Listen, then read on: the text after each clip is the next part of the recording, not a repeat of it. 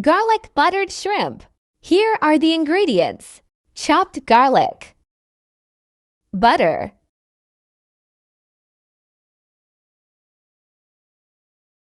shrimps, salt and pepper.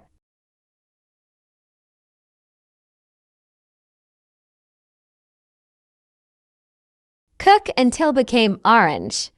Set aside.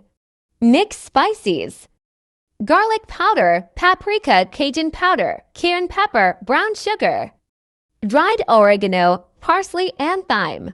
Get some butter and saute lots of garlic.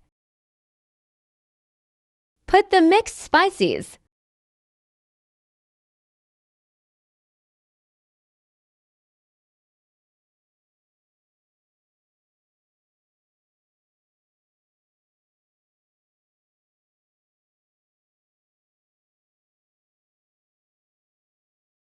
mix the set-aside cooked shrimp.